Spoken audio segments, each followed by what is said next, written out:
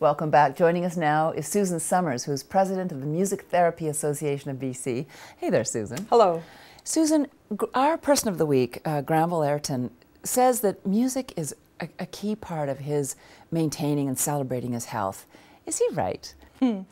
Well, you know, most of us love music, and I think most of us have a connection to music of some sort, so it sounds like he's actually adding to his life and his quality of life through his music. You can just, I mean, some people enjoy gourmet cooking, others enjoy a good squash game. Well, I mean, that's all very well. It's a subjective thing, but I'm hearing you say it's a bit deeper than that. There is something that perhaps physiologically and maybe even spiritually happens. Can you speak to that? Yeah, for sure. I mean, music has many, many elements in it, and what we each respond to can depend on what we really are interested in or what our body or our emotional self or our spiritual self might need at that point. So if, for instance, most people respond to rhythm, right? So when they hear a rhythm, the body goes, right? And the lyrics of a song might really touch your heart. The melody might speak to or sing to your mind or your, you know, there's another part of it. And often we have a spiritual part of ourself that really relates to the ambience and the sacredness of music. You know, what comes to mind is I know sometimes people, when they're not well, they love to watch comedy movies because it just puts them in a different mood. And I guess music vibrationally goes in that way. Absolutely. I mean, we all are energy beings, and we relate and transfer energy between us as we're talking now and as we listen to music. And if we're in the presence of music we love, it lifts our spirits, but it also lifts our energetic vibration of our body.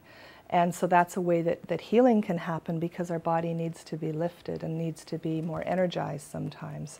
For north of 49ers who are dealing with cognitive issues, or for someone who's had, say, something like a stroke, yes, there's some kind of quality there that can be utilized through music therapy. Yeah. Now, I've worked with a lot of people who are more older and have had a stroke years ago, so that their level of recovery is probably plateaued. For someone that's younger and has had a stroke, and it depends on the severity and which part of the brain was addressed, music can actually fill in the other part. So, for instance, if the left brain has been affected, which is our speech center, and if it's been a strong enough stroke that it's affected it to the point where we cannot speak anymore, our right brain is primarily our creative part, although creativity and music live all over the brain. But it doesn't get damaged. The music doesn't get damaged, which is quite a miracle, actually. So we can often have people who can still vocalize or sing using the right part of their brain, even though the left brain center might be damaged. And then the brain learns to teach the other side how to do things again. But music has so many elements, and music therapists are intentionally they're trained to use music intentionally, so that we know how to reach in and use music to help people in a variety of ways. Regardless of what the issue is, whether it just be enhancing socializing or helping someone recover from something quite serious, it sounds like music is a wonderful cure across the board. Yeah. I mean, every culture has music, and that goes back historically for hundreds and thousands of years.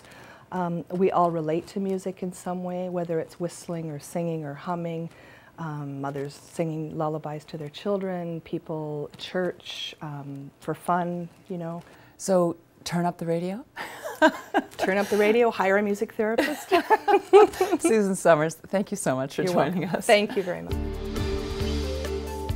North of 49, a guide to the rest of your life.